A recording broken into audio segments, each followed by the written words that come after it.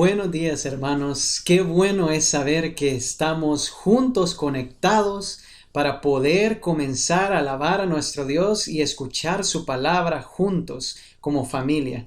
Lo que queremos es que como iglesia juntos alabemos el nombre del Señor y comencemos cantando estas canciones para que podamos alabar el nombre del Señor como familia, como iglesia, y también que nosotros podamos poner este tiempo en las manos de Dios para escuchar de su palabra y aprender de ella.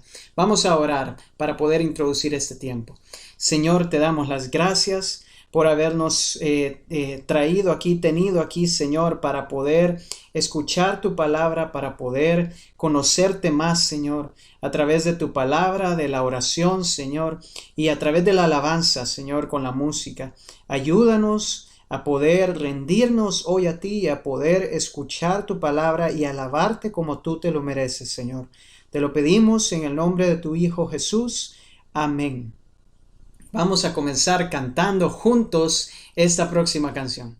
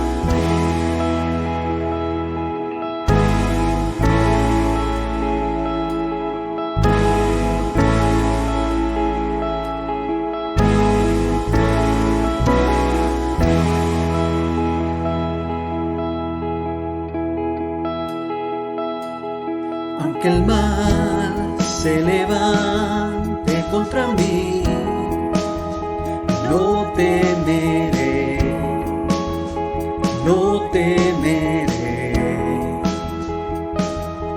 Y aunque vea mi carne perecer, no temeré, no temeré. Si al sufrir se conmueve mi fe, no temeré, no temeré. Y diré al Señor, refugio mío, mi fortaleza,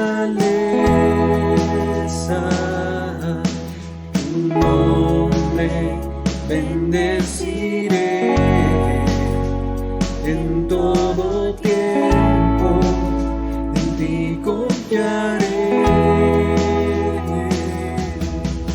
Escudo alrededor de mí, no temerá mi corazón, salvación es del Señor.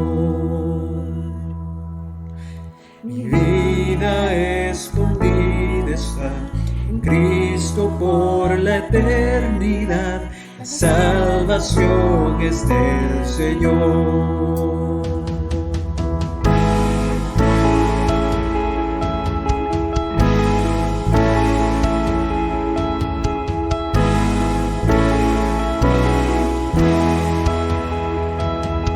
Todo el peso de su ira recayó sobre Jesús y no temeré. Perfecto amor que ha cubierto mi maldad y hecho fuera mi temor, no temeré.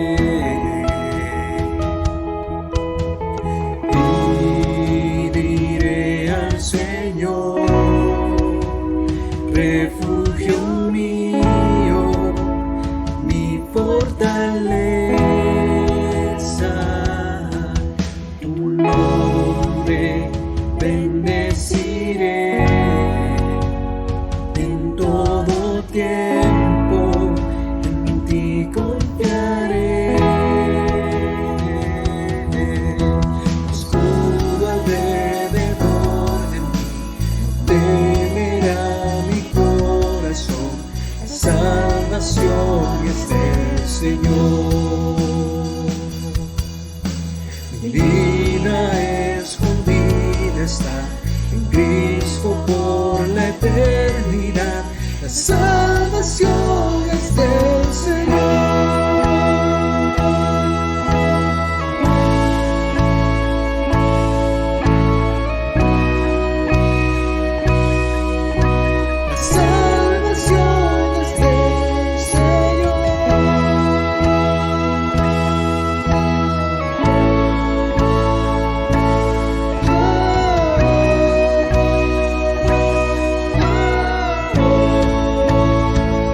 Mi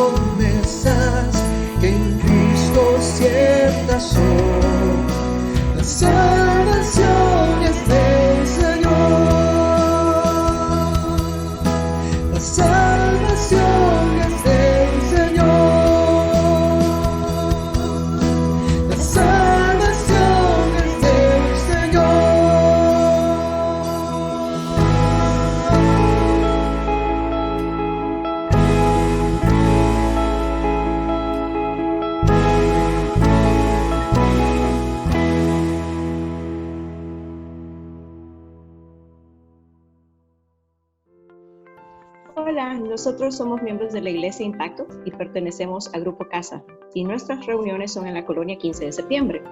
Nosotros nos reunimos regularmente los miércoles a las 7:30 y actualmente lo estamos haciendo a través de Zoom. Queremos invitarles a que sean parte de uno de los grupos de nuestra iglesia y estudiar la palabra de Dios y orar así como nosotros. Vamos con la pregunta número 4. Nosotros somos el grupo Casa de la Residencial Centroamérica de la familia Escobar. Y aunque no nos hemos podido reunir físicamente, hemos podido estar reunidos por este medio de Zoom y Dios ha sido fiel y ha sido bueno y hemos podido estar en comunión por este medio. Sí, hermanos, entonces ha sido un tiempo de mucha bendición y si usted no tiene un grupo casa, lo animamos para que pueda integrarse a uno y en este tiempo que estamos separados físicamente podamos unirnos y podamos seguir aprendiendo de la palabra de Dios. Buenos días, hermanos, espero se encuentren bien. El día de hoy haremos la lectura de la palabra en Hebreos 10, 22, 25. Acerquémonos con corazón sincero, en plena certidumbre de fe, purificados los corazones de mala conciencia y lavados los cuerpos con agua pura. Mantengamos firme sin fluctuar la profesión de nuestra esperanza, porque fiel es el que prometió. Y considerémonos unos a otros para estimularnos al amor y a las buenas obras, no dejando de congregarnos, como algunos tienen por costumbre, sino exhortándonos, y tanto más cuando veis que aquel día se acerca. Oremos. Amado Padre Celestial, en esta mañana, Señor, queremos poner, Señor, en tu presencia nuestra petición, Señor, de poder, Señor, animarnos, Señor, a mantenernos en contacto, Señor. Te pedimos por los grupos en casa, Señor. Te pedimos por los hermanos que comparten durante la semana, Señor, ese tiempo, Señor, para poder crecer, Señor, para poder cultivarse, Señor, y poder entender mucho mejor tu palabra. Padre, danos el ánimo, Señor. Danos el deseo, Señor, y mantén viva esa llama, Señor, de querer tener esa comunión como hermanos, Señor. Te pedimos, Señor, que siempre nos permita, Señor, estar unidos, Señor, a través de nuestra fe y a través de los medios que tú has puesto a disposición, Señor. Te rogamos, Padre, que los grupos puedan crecer en este tiempo, Señor, que puedan compartir las cargas los unos de los otros, Señor, y que tú, Señor, puedas mantenerte entre nosotros en todo momento, Padre. Te pedimos por la iglesia, Señor, por sus líderes y por todas las actividades que se llevan a cabo. En el nombre de tu Hijo amado Jesús, oramos. Amén y amén. Aleluya, mi vida es Cristo. Aleluya, Jesús es mi todo.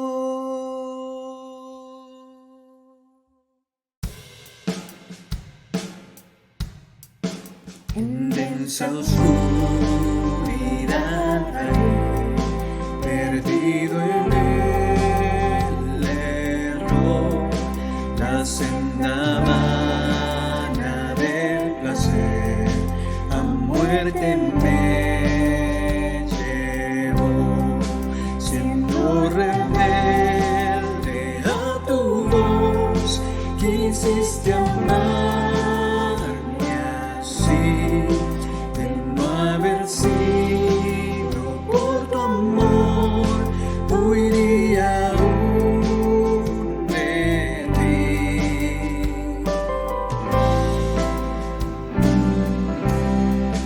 En rumbo a mi perdición, indiferente aún, de mí tuviste compasión, me guiaste a la cruz y contemplé tu gran bondad, sufriste tú por mí, al tu morir en mi lugar, tu gracia recibí.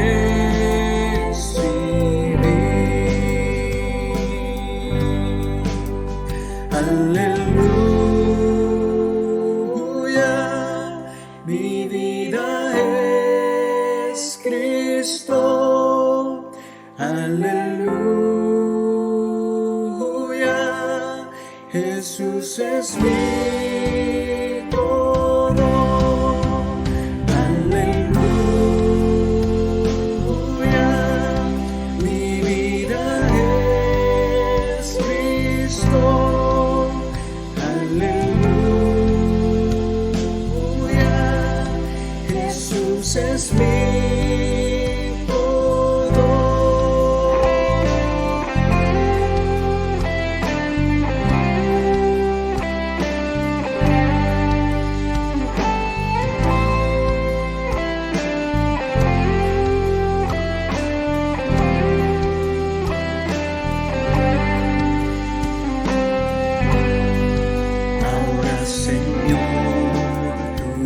seré y viviré por ti, tus mandamientos seguiré por tu poder en ti.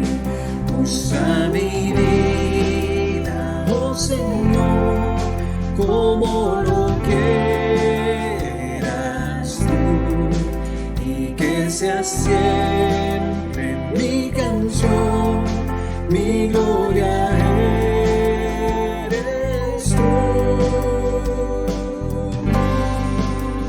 Aleluya, mi vida es Cristo. Aleluya, Jesús es mi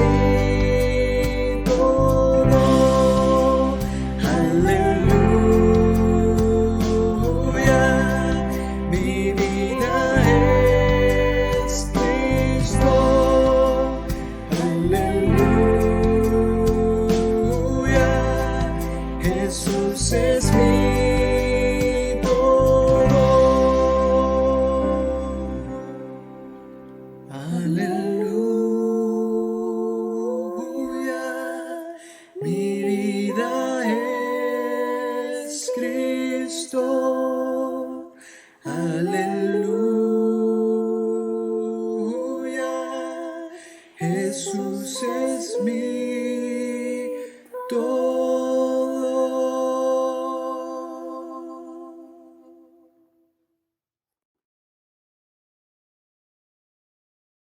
Muy buenos días a todos. Estamos muy contentos de que estén con nosotros nuevamente para que adoremos juntos al Señor y para que estudiemos su palabra. En esta mañana vamos a comenzar una nueva serie. Vamos a estar estudiando el libro de Primera de Tesalonicenses. Y el tema de esta serie es Esperando a Jesús. Esta mañana vamos a estudiar a Primera de Tesalonicenses capítulo 1 del versículo 1 al versículo 4. El tema de esta mañana es la seguridad de la elección. Y antes de comenzar vamos a tomar un tiempo para orar y para pedir la bendición del Señor en nuestro estudio de hoy. Padre, te damos gracias por que tenemos la oportunidad, Señor, de reunirnos para cantarte a ti, Señor, para estudiar tu palabra. Oro, Señor, que nos hables. Oro, Señor, que nos dirijas, Señor, que nos edifiques. Padre, que si hay alguno de mis hermanos desanimado, que hoy a través de tu palabra también pueda tomar nuevas fuerzas. Gracias, Señor, por lo que nos dejaste, Señor, en este pasaje. Te ruego que quites todo impedimento, Señor, toda barrera que haya en nuestro corazón, que no deje que tu palabra pueda ser implantada. Prepara nuestro corazón, Señor, para recibir tu palabra esta mañana. En el nombre de Jesús oramos, amén y amén. Como les decía, el tema de esta mañana es la seguridad de la elección. La Biblia habla de la elección de los suyos. El Señor eligió a los que habían de ser salvos desde antes de los tiempos, desde antes de nacer, el Señor ya había escogido los que Él había determinado para salvación. Y la Biblia habla de eso, y vamos a ver un poco en el pasaje sobre eso. Sin embargo, antes de meternos a 1 Tesalonicenses capítulo 1, del versículo 1 al 4, quisiera darte un poco de contexto de la carta. Pablo escribe a los hermanos de Tesalónica una carta llena de amor, llena de admiración, pero a la vez una carta llena de preocupación también por el bienestar de ellos. Pablo había fundado la iglesia de Tesalónica en su segundo viaje misionero. La fecha de esta carta anda alrededor de los 50 después de Cristo, 50 años después de Cristo. Es una de las primeras cartas que escribió el apóstol Pablo. Y la fundación de la iglesia de Tesalónica aparece en Hechos capítulo 17. Tesalónica era una ciudad que quedaba en un puerto, una ciudad muy importante, llena de comercio, habían personas de todas partes y era una de las rutas principales para llegar a Roma. Pablo llegó, como de costumbre, a predicar en una sinagoga judía, ¿verdad? Y dentro de los judíos varios recibieron a Cristo, pero también, además de los judíos, se unieron muchos griegos y muchas mujeres nobles, creyeron en el Señor y así comenzó la iglesia. Pero así como el Señor bendijo el comienzo de la iglesia, también así vino la persecución y Pablo tuvo que salir de manera repentina. Sin embargo, su corazón quedó inquieto por el bienestar de los hermanos. Él quería saber si ellos iban a perseverar en la palabra. Así que mandó a Timoteo para que le informara acerca de la condición de la iglesia, cómo ellos habían continuado el ministerio después de la salida de Pablo. Ahora, en el versículo, el día de hoy vamos a estar estudiando el capítulo 1, del versículo 1 al versículo 4.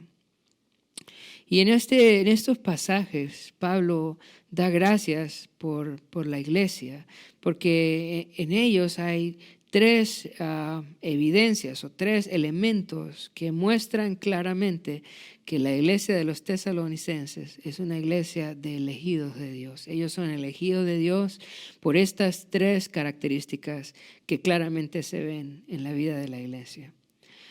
Sin duda, el tema de la elección es un tema difícil, pero es un tema en el cual nosotros debemos de reflexionar. La Biblia nos dice claramente que el Señor elige, pero ¿cómo puedo saber que yo realmente soy un elegido de Dios? Bueno, a través de estas tres características el Señor nos va a mostrar cómo nosotros podemos estar seguros que somos elegidos del Señor. Así que vamos a ir a 1 de Tesalonicenses capítulo 1, del versículo 1 al versículo 4. Dice así: Pablo, Silvano y Timoteo, a la iglesia de los tesalonicenses en Dios, Padre y en el Señor Jesucristo. Gracia y paz sean a vosotros, de Dios nuestro Padre y del Señor Jesucristo. En este pasaje, en el versículo 1, el apóstol Pablo da un saludo, una introducción a su carta, en donde se presenta a él y también presenta a los destinatarios de la carta. Ahora, no es solamente un saludo. En este versículo, Pablo está dándonos muchos principios acerca del significado de la iglesia. ¿Qué es la iglesia? Primeramente se presenta él y el equipo, Pablo, Silvano y Timoteo. Algo interesante que he escuchado muchas veces es que el ministerio es un ministerio, muchos dicen, de soledad, o un ministerio en donde uno tiene que con quién compartir o con quién abrir su corazón. Pero eso no es cierto. La verdad es que el ministerio hecho a la manera de Dios nunca falta de compañía. Y es más, un ministerio saludable siempre tiene pluralidad de líderes. Usualmente Pablo se presenta a sí mismo como apóstol de Jesucristo. Pero en esta carta, en 1 Tesalonicenses y en 2 Tesalonicenses, el apóstol Pablo simplemente se presenta como Pablo. Y esto nos habla de su relación con la iglesia de Tesalónica. Pablo no necesitaba hacer uso de su autoridad apostólica para hablar a ellos, para dirigirse a ellos. Tenían una relación muy cercana, muy especial, muy cargada de amor, muy íntima. Eso lo va a describir en el capítulo 2. Por eso simplemente dice Pablo, Silvano y Timoteo. Este Silvano es el mismo Silas que aparece en el libro de los Hechos. Entonces, Pablo, Silas y Timoteo eran el equipo misionero de Pablo. Como les decía, una característica de una iglesia saludable, una característica de un equipo misionero saludable es la pluralidad en sus líderes. Si hay algo peligroso es cuando una iglesia está bajo la dirección de una sola persona, cuando no hay otros pastores, cuando no hay un equipo de ancianos, cuando no hay otro liderazgo que está cuidando de la iglesia y trabajando juntamente con el pastor. Obviamente siempre hay un líder, siempre hay un líder. Nosotros vemos acá que Pablo es el líder del equipo, pero cada uno de ellos es una parte importante en esta pluralidad de líderes que cuidan de la iglesia de Tesalónica, en esta pluralidad de líderes también que apoyan a Pablo en su ministerio. Entonces presenta al equipo y dice, bueno, Pablo, Silas, que es el mismo Silvano, y Timoteo a la iglesia de Tesalónica. Los tres habían servido en la iglesia y los tres eran muy queridos por la iglesia. Ahora él dice a la iglesia de los tesalonicenses. A la iglesia de los tesalonicenses. Hay otro principio importante acá. La iglesia universal de Cristo está formada por una iglesia local. Uno no puede ser parte de la iglesia de Cristo sin ser parte de un cuerpo, de una iglesia local. Si usted no tiene una iglesia local, usted no puede ser parte del cuerpo de Cristo. Yo no puedo decir, sí, yo soy parte de la iglesia universal, solo es que yo no voy a ninguna iglesia local. No, la iglesia universal de Cristo está formada por el conjunto de iglesias locales alrededor del mundo. Así que si usted es cristiano, usted tiene que tener una iglesia local. Usted tiene que orar al Señor y pedirle al Señor dirección. ¿Cuál es el cuerpo, cuál es la comunidad de creyentes en la cual usted necesita involucrarse, participar, en la cual usted necesita servir? Pero usted como creyente no puede no tener una iglesia local. Muchas personas deciden quedarse en su casa, ver predicaciones por internet, por televisión, y no ser parte de una iglesia local. Pero eso no está bien, hermanos. Todo creyente debe ser parte de una iglesia local. Ahora, quiero hacer énfasis también en el significado de la palabra iglesia. Iglesia viene del griego eklesia, que significa llamados afuera. Llamados afuera. Nosotros, los creyentes, los miembros de la iglesia, no somos miembros simplemente porque asistimos, ¿verdad?, a las reuniones de una iglesia local. Nosotros somos miembros de esa iglesia porque el Señor nos llamó afuera. ¿Afuera de dónde? Afuera del mundo. Afuera del mundo. Tristemente, yo quiero decirte que hay muchos que asisten a la iglesia que quieren vivir en el mundo, que quieren seguir en el mundo, participando de la misma filosofía del mundo, compartiendo los mismos valores del mundo. Pero yo quiero decirte, si realmente eres parte de la iglesia, tú tienes que salir del mundo, porque iglesia significa eso, llamados afuera. El Señor nos ha llamado a una filosofía de vida diferente a la de este mundo. El Señor nos ha llamado a una forma de vida contraria, opuesta a la forma en cómo este mundo vive.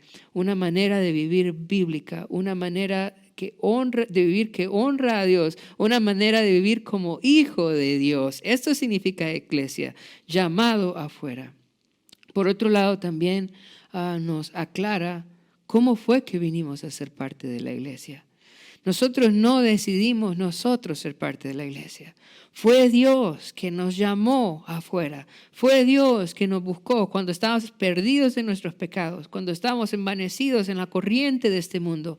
La salvación es el llamado de Dios a nosotros para que salgamos del mundo. Es una obra del Señor. Entonces, ese es el significado de la palabra iglesia, llamado afuera. Yo te pregunto, Ya saliste de esta filosofía del mundo. Ya renunciaste a esta manera vana de vivir. Ya renunciaste a lo que el mundo ofrece. Porque esto es la iglesia. Es el grupo de personas que han sido llamadas a vivir afuera de este mundo, fuera de esta corriente, de esta filosofía de este mundo. Ahora dice Pablo, Silvano y Timoteo a la iglesia de los tesalonicenses, y esta parte es muy importante también, dice, en Dios Padre y en el Señor Jesucristo. La iglesia está fundamentada en Dios Padre y en el Señor Jesucristo. La construcción gramatical es muy interesante porque aparece 2 veces la preposición en. Y hay una lista, yo diría, que pone al Padre y pone al Hijo en el mismo lugar de importancia, en Dios Padre y en su Hijo Jesucristo. La iglesia verdadera está fundada no en un hombre. La iglesia verdadera no está fundada en una filosofía. La iglesia verdadera está fundada en Dios Padre y en su Hijo Jesucristo. Por esas razones que en lo personal, para mí, esta pandemia no me asusta, no me preocupa. La pandemia no puede destruir la iglesia, porque la iglesia no está fundada en un hombre, la iglesia no está fundada en una filosofía, la iglesia no es simplemente una buena idea. La iglesia está fundada en Dios Padre y en su Hijo Jesucristo. Así que yo te pregunto, si la iglesia está fundada en Dios Padre y en el Señor Jesucristo, ¿quién puede destruir la iglesia? ¿Qué puede destruir la iglesia? Nadie puede destruir la iglesia. Y por eso es que la iglesia, aunque fue fundada hace 2000 años y ha sufrido persecución a lo largo de los tiempos, ha sido afligida por muchos. Muchos han querido destruirla, ha pasado tiempos muy difíciles. La iglesia sigue firme hoy en la palabra de Dios, haciendo el ministerio. La iglesia verdadera del Señor permanece firme. ¿Y por qué permanece firme? Porque está fundada en Dios Padre y en el Señor Jesucristo. Y entonces Pablo nos explica, ¿verdad? El ministerio se hace en equipo. Pablo nos explica, la iglesia se trata de salir afuera del mundo, de no acoplarse a este mundo, de vivir diferente. Pablo también nos aclara en esta introducción que la iglesia está fundada en el Dios Padre y en el Señor Jesucristo. Pero también nos aclara la provisión que el Señor le ha dado a la iglesia. Dice, gracia y paz sean a vosotros de Dios nuestro Padre y del Señor Jesucristo. Gracia y paz sean a vosotros de Dios Padre. Estas 2 virtudes que aparecen aquí, la gracia y la paz del Señor, esos 2 regalos que el Señor da, están relacionados uno con el otro, la gracia y la paz. Son muy comunes en todas las salutaciones de las cartas, pero un error sería simplemente verlo como un saludo. La verdad es que la gracia y la paz es todo lo que la iglesia necesita para vivir cada día de una manera que glorifica a Dios. La gracia y la paz. Y vamos a pensar un poco en qué es la gracia. La gracia la Biblia la describe como el favor no merecido de Dios hacia los pecadores. La gracia es algo que uno no merece, que uno no puede comprar, que uno no puede adquirir por sus propios méritos. Esta es la gracia. Y nosotros necesitamos la gracia de Dios para poder ser salvos. Efesios 2:8 dice que por gracia sois salvos por medio de la fe. Somos salvos por el regalo de Dios. Sin embargo, no entendemos la profundidad del término de gracia en la salvación. Nosotros pensamos que somos salvos por la gracia, pero aún pensamos que además de la gracia hay un mérito humano. Y decimos, no, yo soy salvo porque yo fui dócil al Señor. Yo soy salvo porque Dios sabía que yo le iba a servir y que yo iba a ser una persona útil en su reino. Y dentro de eso no entendemos la gracia de Dios. La gracia de Dios significa que nosotros no tenemos mérito en nuestra salvación, que la salvación es un regalo inmerecido, que no hay nada en mí que me haga merecer el favor de Dios. Esto es la gracia de Dios, es mucho más profundo de lo que nosotros imaginamos. Gracia significa que yo no lo merecía, que yo merecía más bien lo contrario. Sin embargo, el Señor, a pesar de que yo no merecía ser salvo, Él me salvó. Ahora, como consecuencia de la gracia, viene la paz. Cuando yo he recibido la gracia de Dios para mi salvación por la obra de Cristo en la cruz, cuando yo recibo la salvación como un regalo de Dios, entendiendo que no la merezco, pero por la obra de Cristo Jesús yo recibo la salvación como un regalo. Entonces yo tengo paz para con Dios. La paz es consecuencia de la gracia de Dios. El libro de Romanos nos dice, justificados pues por la fe, tenemos paz para con Dios. Una vez que yo recibo la gracia de Dios, entonces la paz de Dios viene a mi vida. Ahora, yo necesito no solo la gracia para ser salvo, sino que necesito la gracia también para vivir cada día. Voy a decirlo otra vez.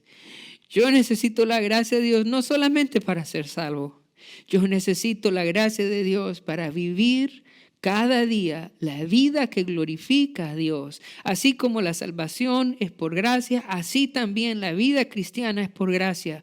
No podemos vivir nuestra vida cristiana sino solo por la gracia de Dios. Ahora, la buena noticia es que Dios quiere darnos la gracia necesaria para vivir cada día. Los puritanos creían que Dios había establecido medios de gracia, medios de gracia. ¿A qué llamaban los puritanos los medios de gracia? Los llamaban a los medios de gracia a las disciplinas espirituales, a las ordenanzas del Señor. Ellos estaban convencidos que al obedecer estas ordenanzas, el Señor les daba la gracia necesaria para poder vivir esa vida que glorifica a Dios. ¿Cuáles son estos medios de gracia? La oración, la palabra de Dios, la congregación, la adoración tanto personal como la adoración colectiva, la memorización de la Escritura, el escuchar la predicación de la palabra de Dios. Todos estos son medios de gracia. Yo quiero tener la gracia de Dios. ¿Qué necesito? Yo necesito pasar tiempo en la palabra de Dios, meditando, orando, memorizando. Yo necesito orar, yo necesito congregarme y yo voy a recibir la gracia necesaria para poder vivir la vida que el Señor quiere que yo viva. Una vida que dé gloria a Él. Muchas veces he escuchado a hermanos decirme, ¿sabe?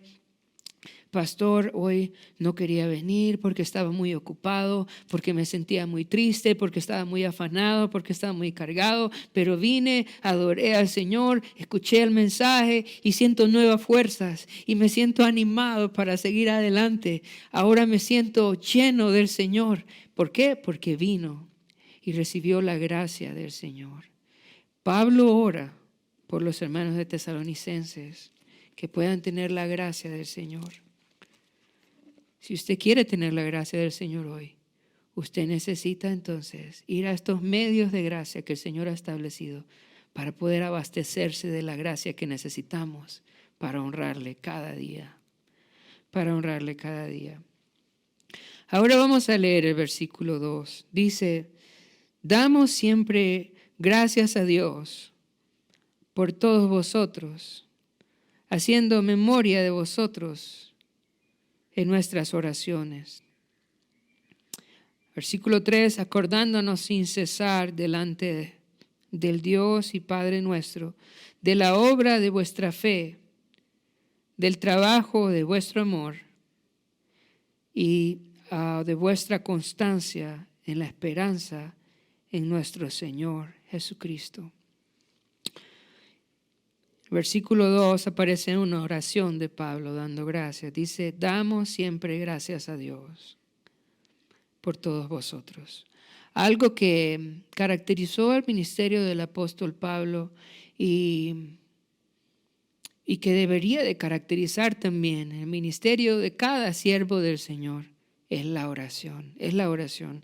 Y este libro, de esta carta de Primera de Tesalonicenses, comienza con esta oración de Pablo y termina también con una oración de Pablo. Y está dividido también en el capítulo 3, en el versículo 10, por una oración de Pablo. O sea que la estructura de esta carta es que comienza con una oración, está dividida por una oración en el centro y termina con una oración. Al principio, al final, en medio. Así este libro está lleno de oración, así el ministerio de Pablo está lleno de oración, y algo que debe caracterizar a todo siervo del Señor, a todo pastor, a todo misionero, a toda persona que tiene a cargo a otras personas, debe ser la oración. Como les decía, algo que marcó el ministerio de Pablo no solamente fue la predicación, sino también fue la oración. Está lleno de oración. Y sin duda, para mí como pastor de la iglesia o como uno de los pastores de la iglesia, es un desafío. Necesitamos orar más. Necesitamos orar más por la iglesia.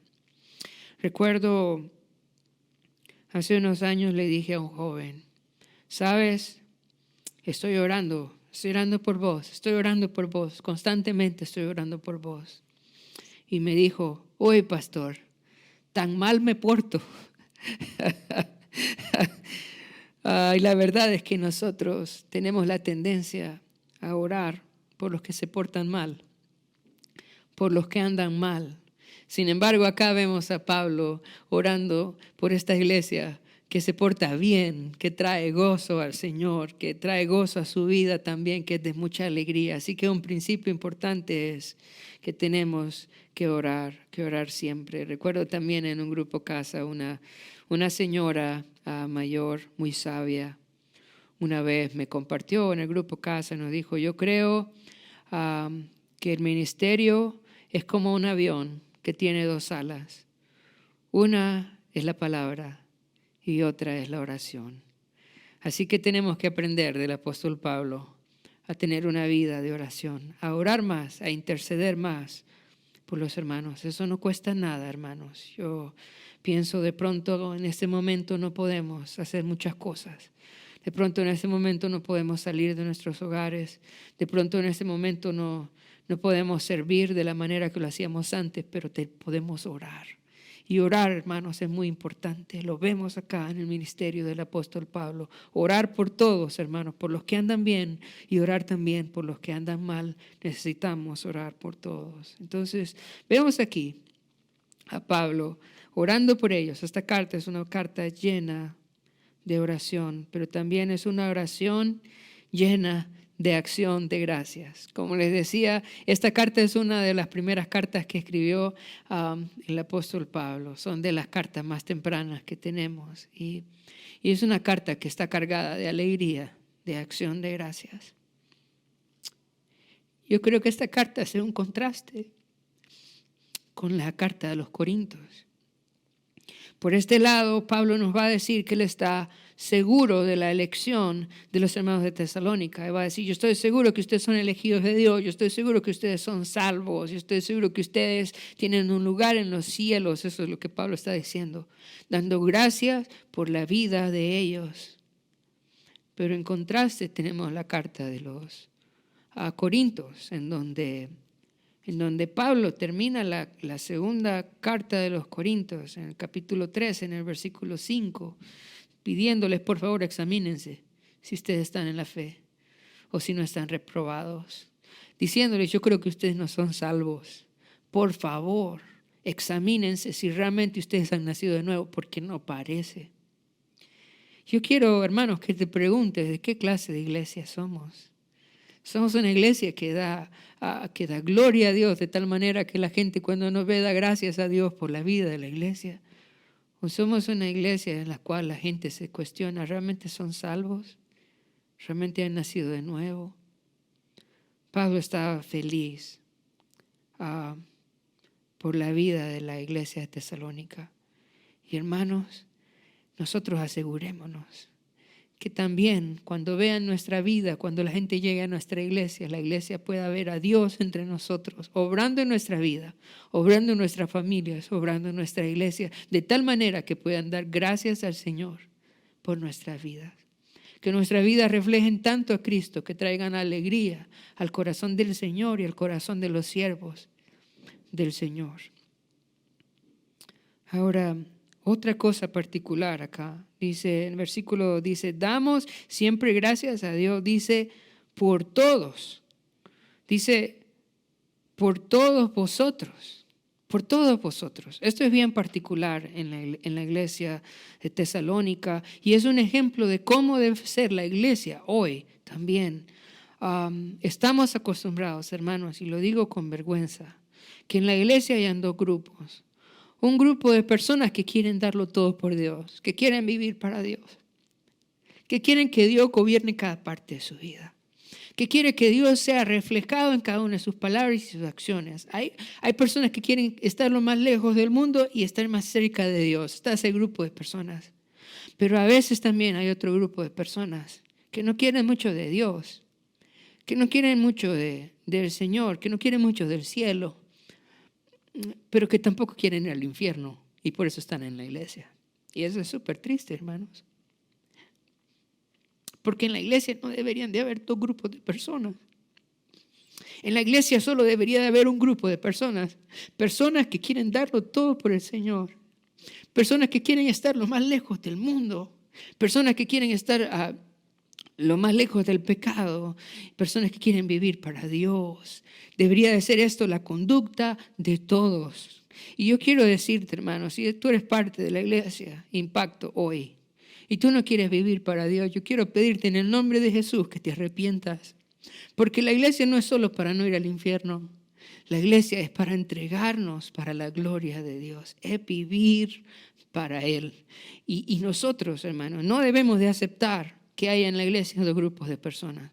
En la iglesia todos debemos de vivir para Dios y debemos de amonestarnos unos a otros. Si usted conoce a algún hermano que es un poco tibio, un hermano que no es muy comprometido, un hermano que no toma en serio la palabra de Dios, amonéstelo. No podemos conformarnos como se conformó la iglesia de Corinto, a tener dentro de ellos cristianos carnales. Cuando Pablo habla de los cristianos carnales en la carta de Corintios, no está aceptando o avalando la conducta de ellos. Al contrario, cuando Pablo habla de cristianos carnales, lo dice con mucho dolor y con mucha vergüenza, porque eso no es aceptado delante de Dios.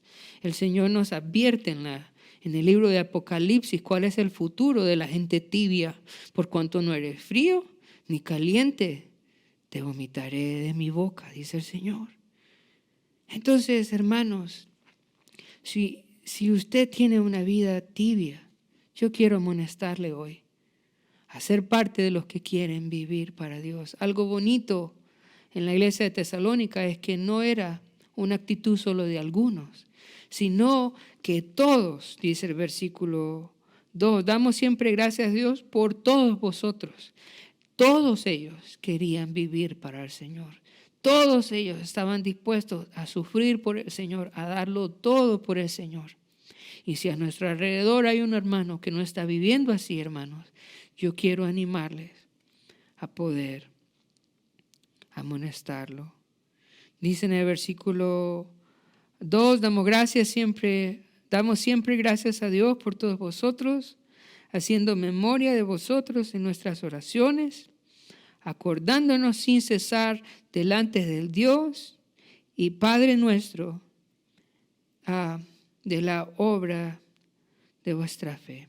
Dice que Él se acordaba sin cesar delante de Dios. Por medio de la oración, Él delante de Dios llevaba a los hermanos. Este es el trabajo pastoral, este es el trabajo de los siervos de Dios.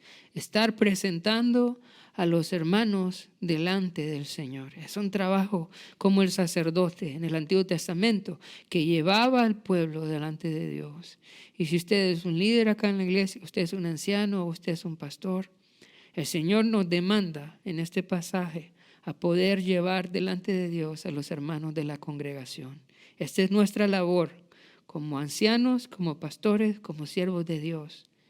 Llevar a los hermanos delante de Dios. Entonces vemos a Pablo en este pasaje, en el versículo 2, mostrando a su oración pastoral, su vida de oración, que es tan importante y tan vital en la iglesia. Ahora vamos a ir al versículo número 3 y vamos a ver los 3 elementos que eran manifiestos o que se podían ver claramente en la vida de la iglesia de Tesalónica y que llevaban a Pablo a tener seguridad de que ellos eran elegidos del Señor. Vamos a ir al versículo 3. Dice: acordándonos sin cesar delante del Dios y Padre nuestro de la obra de vuestra fe, del trabajo de vuestro amor y de vuestra constancia en la esperanza en nuestro Señor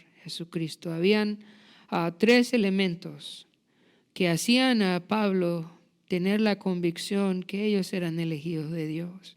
Y la primera, dice en el versículo 3, acordándonos sin cesar delante de Dios y Padre nuestro, de la obra de vuestra fe. Vamos a pensar en esta parte de la obra de vuestra fe. ¿A qué se refiere el apóstol Pablo con la obra de vuestra fe? Nosotros sabemos que la fe viene por oír la palabra de Dios. Nosotros recibimos la fe como un regalo cuando escuchamos el Evangelio. La fe viene a nuestra vida. Es creer lo que la palabra de Dios dice. La fe no es creer que Dios va a hacer lo que yo quiero. Hay muchas personas que piensan que tienen fe porque piden y ellos piensan que Dios les responde porque piden y piensan que Dios tiene que responder lo que ellos piden, y eso es pedir con fe. Pero la fe no es que Dios haga lo que yo quiera. La fe no es obligar a Dios a responder mi oración porque yo creo que Él lo va a hacer. Eso no es la fe. La fe es creer lo que Dios ha dicho en su palabra. La fe viene por oír la palabra de Dios, por creer la palabra de Dios. Ahora, cuando la fe viene a mi vida, esa fe empieza a obrar. ¿Obrar en qué? Obrar en mi forma de pensar, obrar en mi forma de sentir, obrar en mi forma de hablar, obrar en mi forma de actuar, obrar en mis relaciones con los demás, o mi relación con mi esposa, mi relación con mis hijos, mi relación con mis vecinos, mi relación con el gobierno. Cuando la fe del Señor viene a mi vida, entonces esta fe empieza a producir cambios radicales que se ven. La fe es invisible, pero la obra de fe en mi vida es algo que claramente se ve. Recuerdo cuando era pequeño y yo crecí en una iglesia muy conservadora y a uno le enseñaban, bueno, usted no debe dudar de su salvación, ¿verdad? Cuando usted tiene dudas de su salvación, solo crea que la salvación no se pierde. Sin embargo, la doctrina de la seguridad de la salvación no es lo que te da seguridad de salvación. Aunque estoy convencido que la salvación no es por obras y no se pierde, yo creo en la seguridad de la salvación como doctrina. Yo estoy convencido de lo que la evidencia de tu salvación no es que sepas la doctrina de la seguridad de la salvación. La evidencia de la salvación en tu vida es que la fe ha empezado a obrar en ti, obrar en usted, trayendo una transformación en su forma de vivir. Una transformación que manifiesta, una transformación que se ve. Y al ver la obra de la fe en su vida, usted puede estar seguro de que su fe es real, de que su fe es verídica. Santiago nos habla de eso y nos dice que la fe sin obras es muerta. Ahora, ¿qué significa eso? ¿Significa que soy salvo por creer más obrar? No. Lo que significa ese pasaje es que yo soy salvo por creer Y cuando yo creo, entonces yo empiezo a obrar. Esa fe empieza a obrar en mi vida. Y en Santiago capítulo 2, del versículo 22 en adelante, nos da 2 ejemplos. El ejemplo de Abraham. Él creyó a Dios, creyó que Dios era capaz de resucitar a su hijo de los muertos, porque Dios le había prometido descendencia en él. Entonces él creyó en Dios y dijo, yo no sé cómo Dios va a cumplir esto, pero yo creo en él. Y decidió ofrecer a su hijo en sacrificio. Su fe le llevó a actuar. Su fe obró en su vida. Lo mismo pasó con Rahab, la ramera. Ella creyó en el Señor. Y su fe le llevó a cuidar de los espías, a esconderlos, a preservar su vida, a rogarle a los espías que cuando ellos vinieran tuvieran misericordia de ella. Ella actuó. ¿Por qué? Por su fe. ¿Qué la salvó? Su fe. Pero la fe verdadera obra en nuestra vida, un cambio, obra de una manera poderosa, nos transforma, la fe verdadera nos cambia.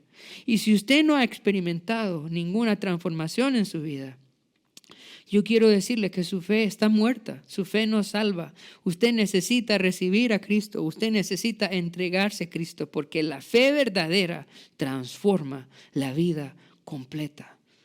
Cuando uno quiere fingir no ser cristiano, no sale bien. Aún cuando uno quiere fingir ser del mundo, no sale bien. Y eso es lo que pasó con Pedro.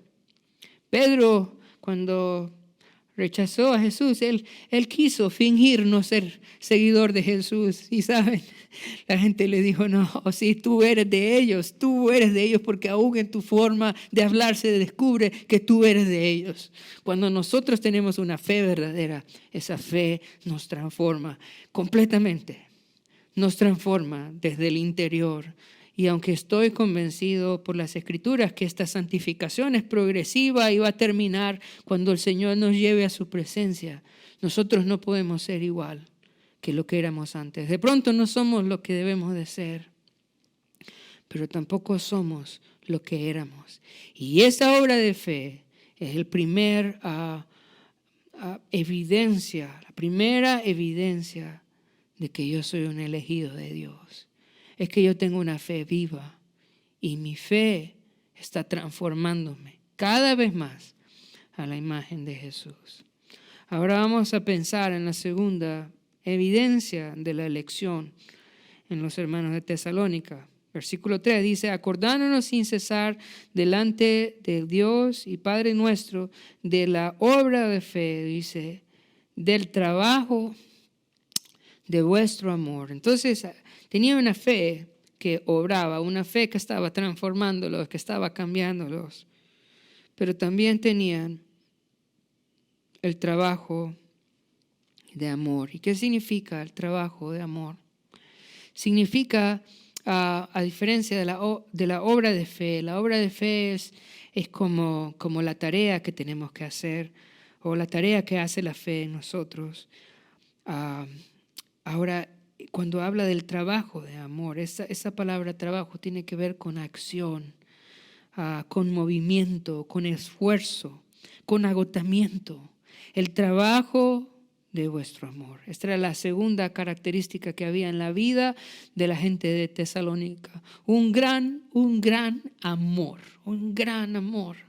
¿Por qué sabía el apóstol Pablo que estos hermanos eran salvos? ¿Por qué sabía el apóstol Pablo que estos eran elegidos?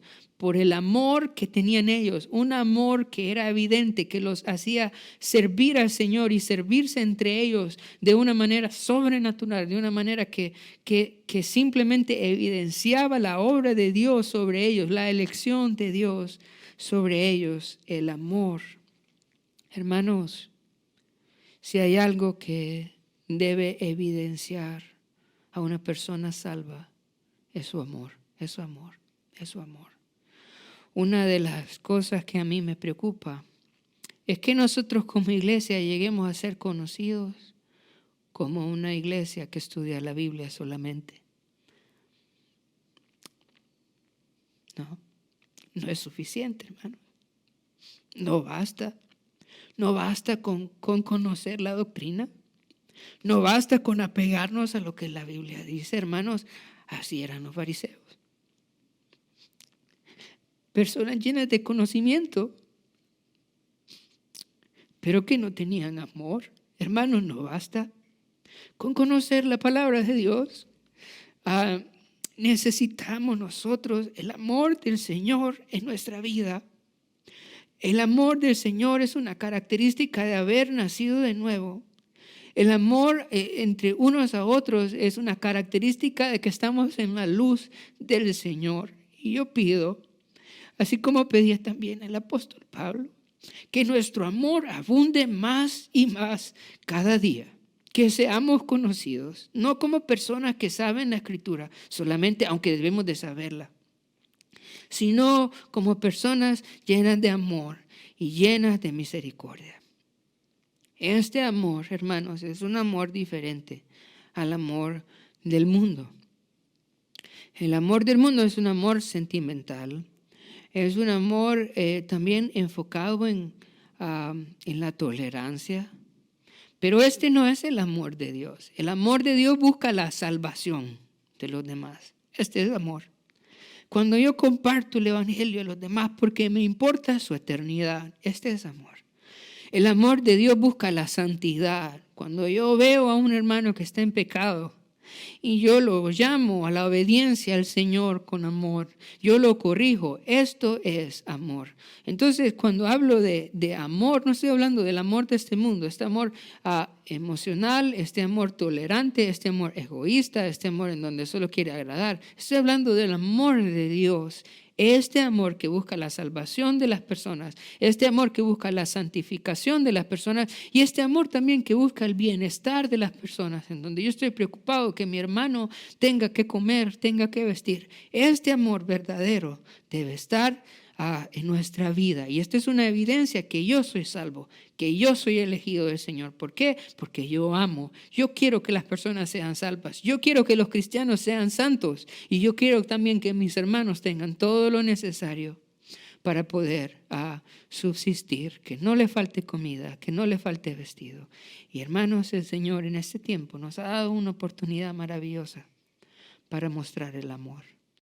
Ahora, la tercera característica que nos habla el apóstol Pablo que tenían los hermanos tesalonicenses de Tesalónica y por la cual él estaba convencido que ellos eran elegidos de Dios, es la constancia, por vuestra constancia en la esperanza en vuestro Señor Jesucristo. Esta palabra constancia tiene que ver con permanecer, permanece en medio de las circunstancias, en medio de las dificultades, permanece firme en el Señor. Yo quiero decirte que los hermanos en Tesalónica empezaron a sufrir gran persecución, de tal manera que llegaron a pensar que ya estaban en la gran tribulación, que el Señor los había dejado y que estaban viviendo la gran tribulación porque los estaban matando. Sin embargo, en medio de esa gran persecución, ellos continuaban su fe firme, siguiendo, sirviendo al Señor, amando al Señor, y esta era una evidencia de su salvación. ¿Cómo puedo saber que yo realmente tengo una fe verdadera? Por medio de las dificultades. Si las dificultades me hacen darle la espalda al Señor, si mis dificultades me hacen darle la espalda al Evangelio, lo que significa es que yo no soy salvo.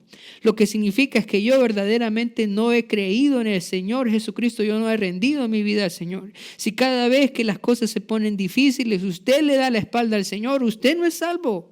Porque la fe verdadera permanece en medio de la tribulación, en medio de las pruebas. La evidencia de haber nacido de nuevo es que no podemos dejar al Señor a pesar de nuestros problemas, a pesar de nuestras tribulaciones. Nosotros queremos seguir aferrados al Señor y tenemos la postura que tuvo el apóstol Pedro cuando el Señor les preguntó, les dijo, ¿y ustedes se quieren ir? ¿Y qué dijo el apóstol Pedro? ¿Y a dónde iremos, Señor? ¿A dónde iremos?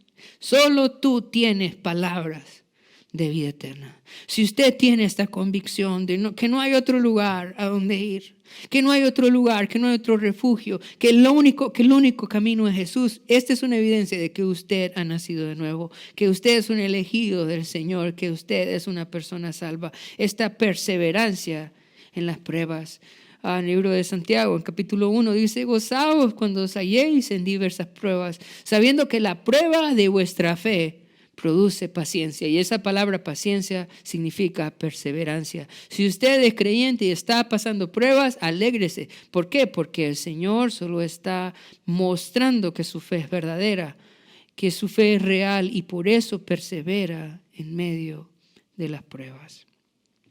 Así que por estas 3 razones, el apóstol Pablo estaba convencido que los hermanos de Tesalónica eran salvos, eran elegidos de Dios, y hace la siguiente declaración en el versículo 4. Vamos a ver lo que nos dice el versículo 4. Porque conocemos, hermanos amados, de Dios vuestra elección. Esta palabra que usa acá en el versículo 4, conocemos, es porque se nos ha hecho evidente, porque se nos ha hecho notorio, porque podemos percibirlo. Eso es lo que está diciendo el apóstol Pablo, porque nosotros podemos verlo en sus vidas al ver estas características. Conocemos, amados hermanos de Dios. O sea, ¿quién es el que ama? Bueno, los ama Pablo, sin duda, pero en este pasaje está hablando, amados hermanos de Dios, su elección. El que Dios los había elegido, que Dios los amaba. La razón por qué esta iglesia era tan especial, porque perseveraba en medio de las pruebas, porque tenía este amor y porque tenía esta fe tan viva y tan real, es porque ellos habían sido elegidos de Dios. Como les decía, el tema de la elección para muchos es un tema incómodo, porque no nos gusta, por un lado, pensar que el Señor elige a quien Él quiere. Nosotros queremos en nuestra mente pensar que todos tienen la oportunidad, que cualquiera puede entrar al reino de los cielos. Sin embargo, si usted estudia de manera cuidadosa la Escritura una y otra vez, va a encontrar esta realidad.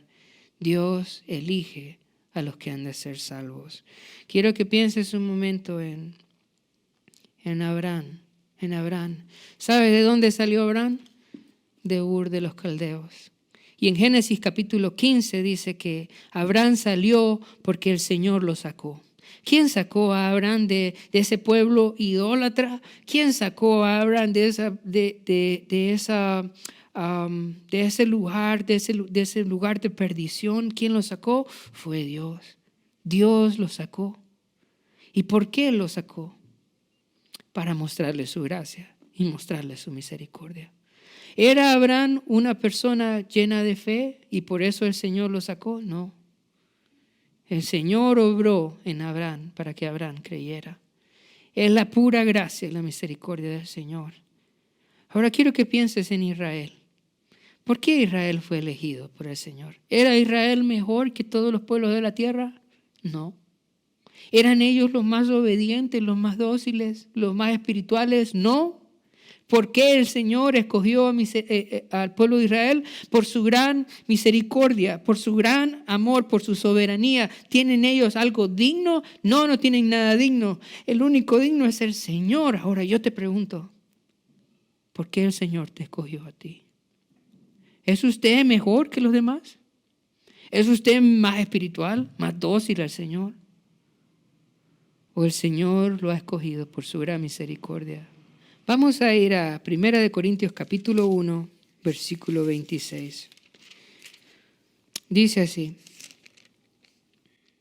Pues mirad, hermanos, vuestra vocación, que no sois muchos sabios según la carne, ni muchos poderosos, ni muchos nobles, sino que lo necio del mundo, escucha esto, escogió Dios para avergonzar a los sabios, y lo débil del mundo escogió Dios para avergonzar a lo fuerte. Y lo vil del mundo y lo menospreciado escogió Dios, y lo que no es, para deshacer lo que es, a fin, escucha esto, de que nadie se jacte en su presencia. ¿Por qué somos parte nosotros de la iglesia? ¿Por qué somos parte del pueblo de Dios? ¿Por qué el Señor nos ha elegido para ser sus hijos? ¿Sabes por qué? Por su pura misericordia. Para avergonzar a lo fuerte. ¿Somos nosotros mejores? No, no somos mejores. La razón por la cual estamos aquí es por la pura gracia de Dios. Y dice en el versículo 29, a fin de que nadie se jacte en su presencia. Para terminar, tengo una pregunta. ¿Es usted un elegido de Dios? ¿Ha sido usted elegido, llamado por el Señor para ser parte de su iglesia? De pronto en su mente pasan algunas preguntas. ¿Y cómo puedo saber esto? ¿Cómo puedo saber que yo soy un elegido de Dios? Bueno, quiero decirte, hay 3 virtudes que vimos en este pasaje que no pueden faltar en cada creyente, en cada persona que ha sido elegido por el Señor. La primera es una fe que obra. Si usted tiene una fe que obra, que está haciendo una transformación en su vida, usted es elegido. La segunda característica es un amor que actúa. Un amor que le lleva a servir a Dios, que le lleva a servir a otros, que le lleva a preocuparse por la salvación de los que no conocen a Dios, que le lleva a preocuparse por la santificación de los hermanos, que lo lleva a preocuparse por su bienestar. Si tiene ese amor, esa es una evidencia de que usted es un elegido del Señor. Y la tercera característica es una permanencia en la fe, en la esperanza del Señor Jesucristo en medio de las pruebas. Si a pesar de sus problemas usted sigue aferrado a la cruz, esta es una evidencia que usted es un elegido de Dios. Si todavía usted no ve estas características en su vida, yo quiero decirle que esto no pasó de manera automática en la vida de los tesalonicenses. Y en el versículo 5 al versículo 10, la próxima semana vamos a estudiar cómo es que ellos llegaron a tener estas cosas, cómo pasó esto en su vida. Pero no te quiero dejar así esta mañana. Si no ves estas cosas en tu vida, esto lo produjo el Evangelio de Jesucristo en el corazón de ellos. Si aún no has recibido a Cristo como Señor y Salvador de tu vida, yo quiero animarte hoy a poder, en una actitud de arrepentimiento, poder decirle al Señor, Señor, yo quiero rendir mi vida a ti. Yo quiero entregar mi vida completa a ti. Yo quiero tener esa fe que transforma. Yo quiero tener ese amor que actúa. Y yo quiero tener esa perseverancia en tu evangelio. Y el Señor lo va a hacer. Vamos a orar. Padre, te damos gracias por lo que hemos estudiado el día de hoy. Oro, Señor, que podamos ser una iglesia así, una iglesia como la iglesia en Tesalónica. Que podamos, Señor, ser un motivo de alegría en tu corazón, un motivo de acción de gracias en los siervos, Señor, que has puesto sobre esta iglesia. Padre, que podamos tener una fe verdadera que actúa, Señor, que trae cambios a la vida, que podamos tener un amor evidente, Señor, unos por los otros, y que podamos tener una fe que persevera en medio de las pruebas. Y oro, Señor, por los que aún no te conocen, por los que aún no tienen estas cosas, que hoy en una actitud de arrepentimiento puedan rendir sus vidas a ti. Lo pedimos en el nombre de Jesús. Amén y amén.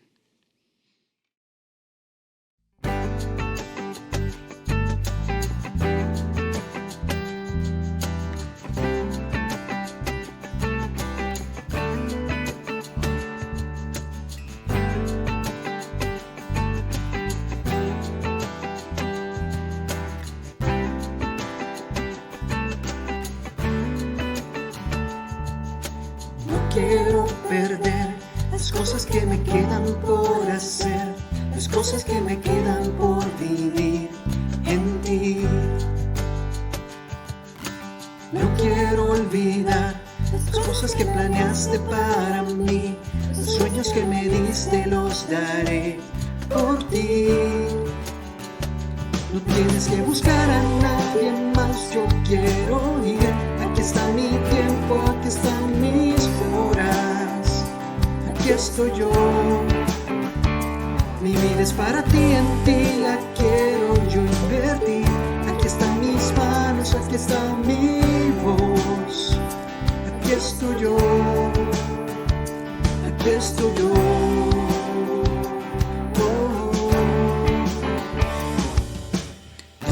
Quiero estar, los dones que me diste voy a usar, los años que me has dado viviré por ti. Voy a conquistar tierra que me diste sin duda, haré lo que me pidas, viviré por ti. No tienes que buscar a nadie más, yo quiero ir. Aquí está mi tiempo, aquí están mis horas, aquí estoy yo. Mi vida es para ti, en ti la quiero yo invertir. Aquí están mis manos, aquí está mi voz, aquí estoy yo, aquí estoy yo.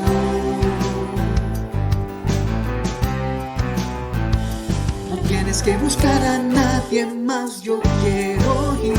Aquí está mi tiempo, aquí están mis horas, aquí estoy yo. Mi vida es para ti, en ti la quiero yo invertir. Aquí están mis manos, aquí está mi voz, aquí estoy yo. No tienes que buscar a nadie más, yo quiero ir. Aquí está mi tiempo, aquí están mis horas, aquí estoy yo. Mi vida es para ti, en ti la quiero yo invertir. Aquí están mis manos, aquí está mi voz, aquí estoy yo, aquí estoy yo.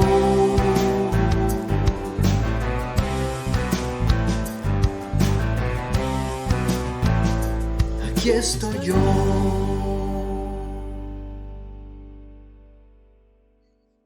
Muy buenos días, hermanos. Damos gracias al Señor por la presencia de cada uno de ustedes que hoy pudieron sintonizarnos para escuchar este mensaje. Y queremos dar la bienvenida especialmente a aquellos que lo han hecho por primera vez. Si podían, por favor, enviarnos su nombre, su dirección y su teléfono, el cual nosotros le estaríamos regresando con un mensaje. Podían enviarlo a nuestro correo a people@impactohn.org. También queremos recordarle, ¿verdad?, a todos los grupos medianos y grupos pequeños, los cuales ya tienen sus reuniones establecidas a través de este medio o a través de Zoom, que continúan en igual manera, tanto damas como los hombres, como jóvenes, universitarios y profesionales. Igualmente queremos recordarle, ¿verdad?, un nuevo horario ya establecido, que es la escuela bíblica de los niños a las 9:30 por este mismo medio, todos los domingos. Y reunión general a las 10 de la mañana, todos los domingos hasta que Dios lo permita. También recordarles, señores, sobre su ofrenda es una forma de alabar y glorificar al Señor, cual usted vamos a pasar a través de este medio los números en lo cual usted puede participar a través de transferencia. También queremos recordarles, ¿verdad?, que queremos interactuar con ustedes. Si usted está en su casa con su familia, puede tomar una fotografía viendo el mensaje y oyendo el mensaje y mandarlo también a nuestro correo people@impacto.org.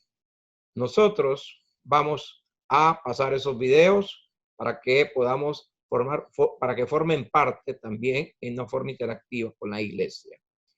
Y para finalizar, yo quiero orar y quiero que ustedes me acompañen. Oremos.